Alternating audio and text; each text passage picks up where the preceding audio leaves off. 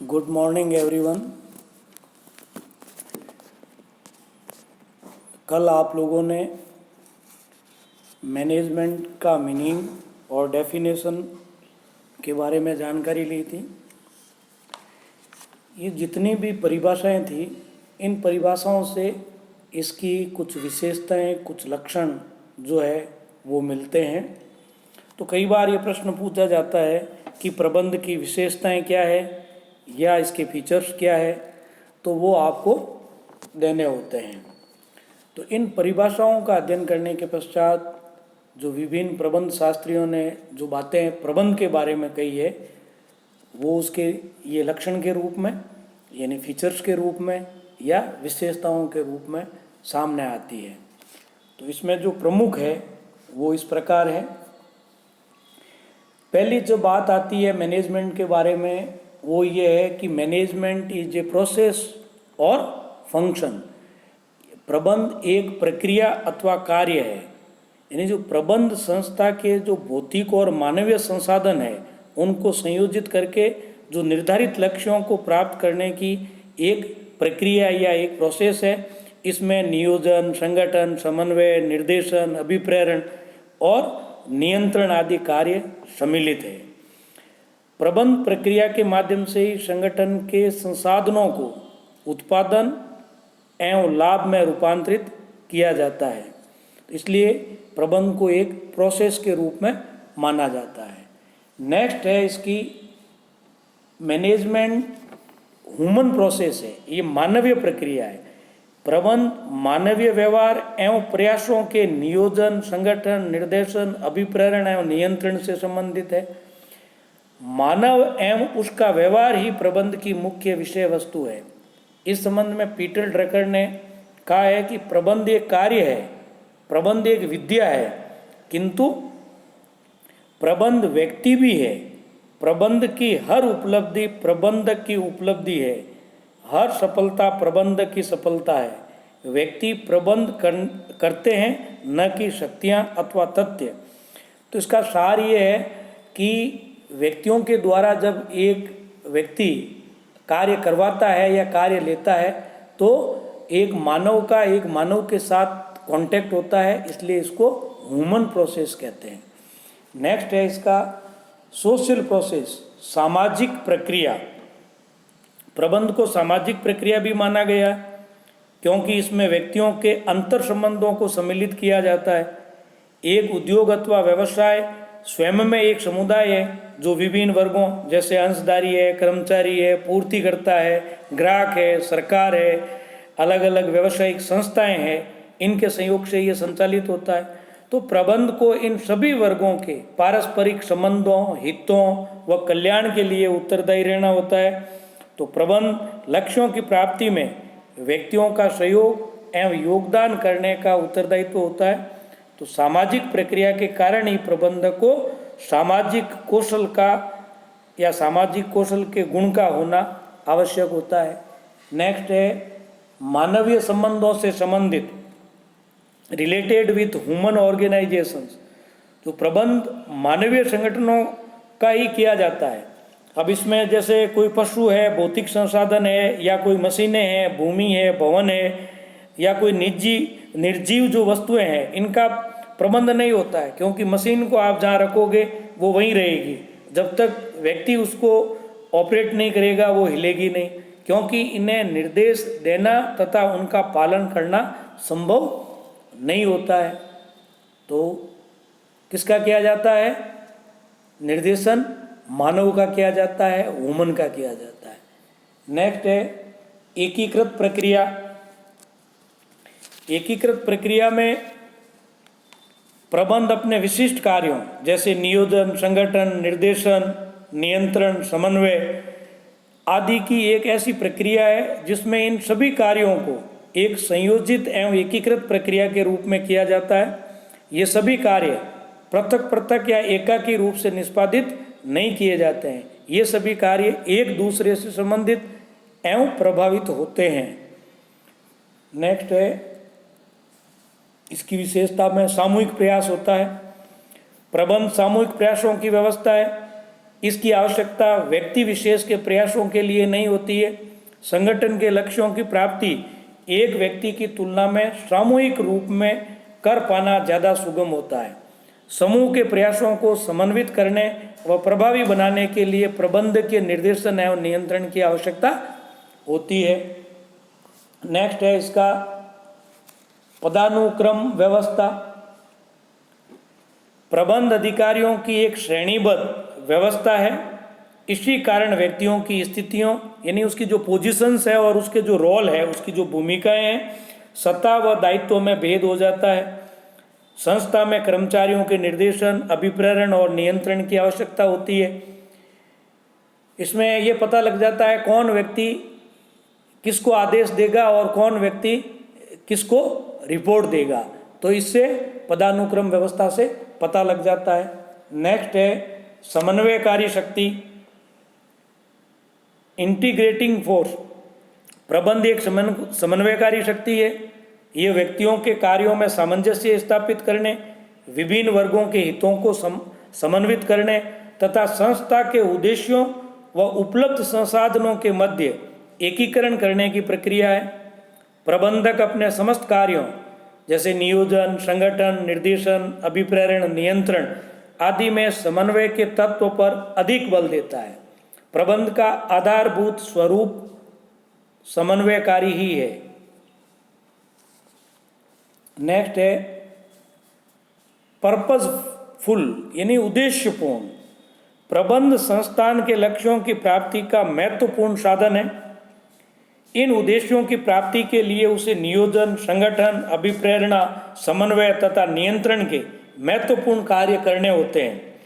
प्रबंधकीय सफलता का मूल्यांकन पूर्व निर्धारित उद्देश्यों की पूर्ति के आधार पर ही किया जा सकता है। कोई अधिकारी अपने अधीनस्थों को आदेश निर्देश देने व उन पर अधिकार रखने मात्र से प्रबंधक नहीं बन जाता है। प्रबंधक की वास्तविक पहचान लक्ष्यों को प्राप्त करना है।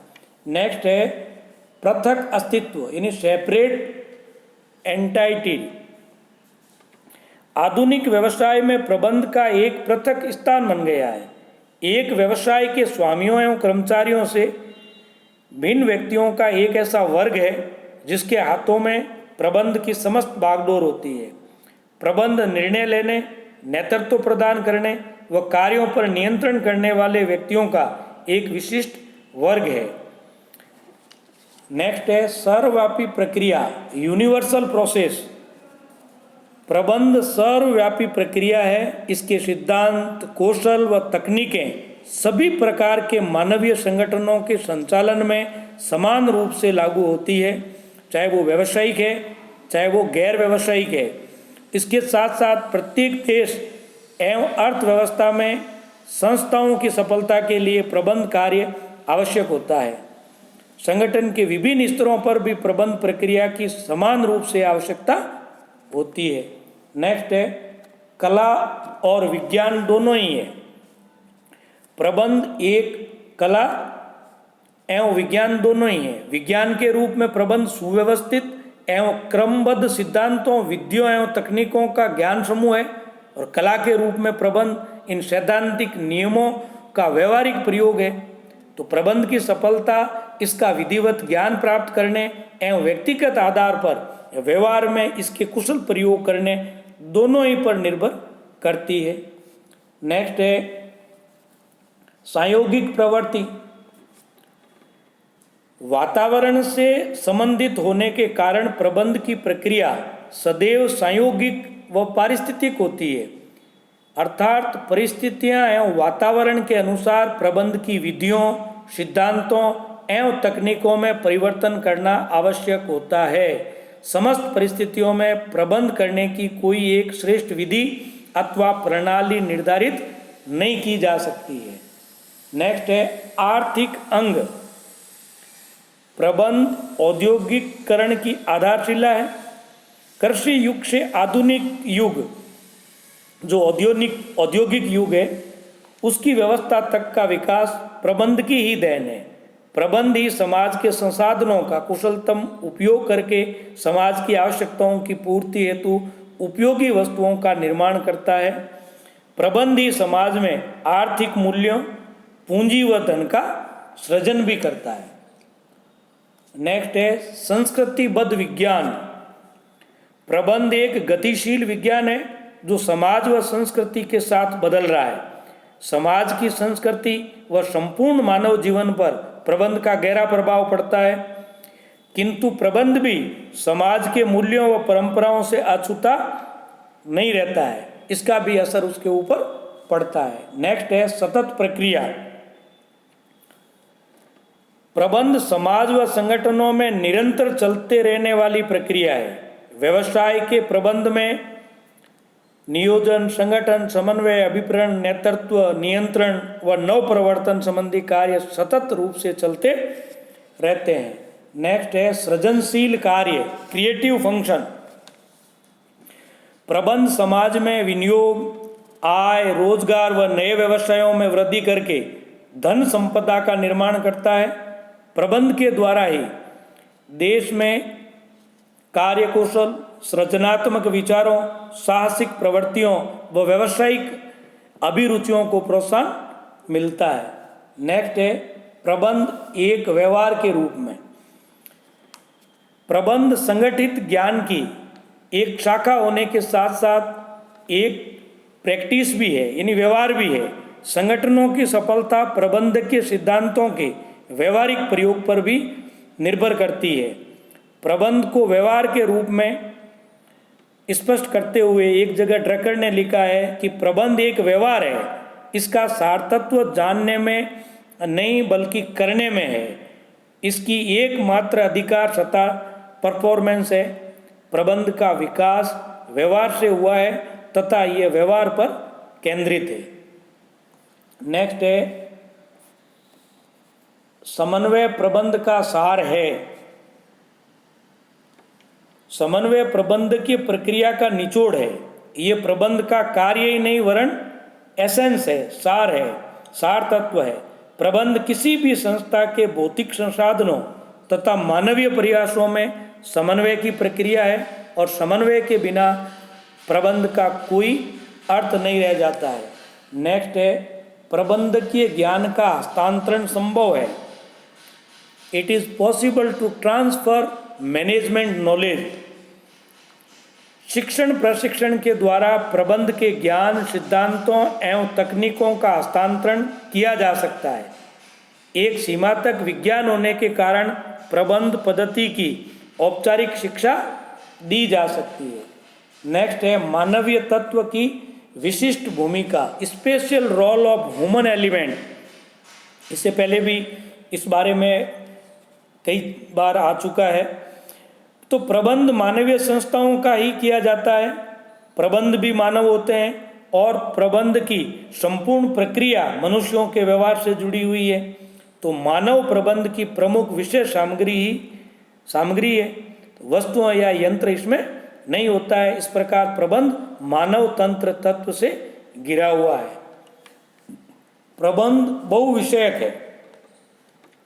अब प्रबंध अनेक विषयों जैसे समाजशास्त्र, मनोविज्ञान, मानव शास्त्र, राजनीति शास्त्र, इन सब की जो अवधारणाएं हैं और इनका जो ज्ञान का प्रयोग इसमें किया जाता है।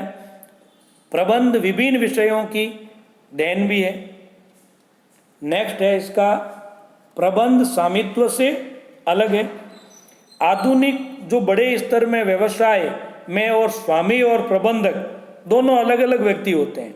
कंपनी में अंशधारी व संचालक कंपनी के स्वामी होते हैं, तो नियंत्रणकारी पूंजी के धारक होते हैं।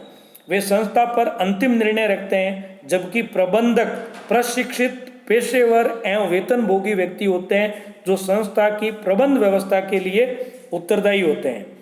छोटे एवं मध्यम श्रेणी के संगठनों में उद्यमी या प्रवर्तक ही स्वामी होते हैं जो कार्यकारी उच्च प्रबंधक के रूप में कार्य करते हैं। एंड लास्ट इसकी जो विशेषता है या जो फीचर है उसको आप गतिशील प्रक्रिया, डायनेमिक प्रोसेस ले सकते हैं। प्रबंध एक गतिशील एवं परिवर्तनशील प्रक्रिया है। ये समय, परिस्थितियाँ एवं वातावरण के अनुसार बदलती रहती है। ये वातावरण मूलक कार्य है जो आर्थिक, सामाजिक, राजनीतिक एवं तकनीकी वातावरण से जुड़ा रहता है। प्रबंध वातावरण से प्रभावित होने के कारण गतिशील है। इस संबंध में पीटर ड्रकर ने एक जगह लिखा है कि प्रबंध गतिशील है, ये स्थिर नहीं है, वरन परिस्थितियों के अनुरूप ढलने वाली एक प्रक्रिया है। इस तरह से और भी कई विशेषताएं अलग अलग किताबों में आपको मिल सकती है, अलग अलग प्रबंध शास्त्री दे सकते हैं। मुख्य रूप से इसकी ये जो विशेषताएं थी वो आज मैंने आपके साथ शेयर की है। और अलग अलग ऑथर की अलग अलग किताबों में अलग अलग विशेषताएं आपको मिलेगी, लेकिन मुख्य जो विशेषताएं हैं वो यही है। आज के लिए इतना ही। धन्यवाद।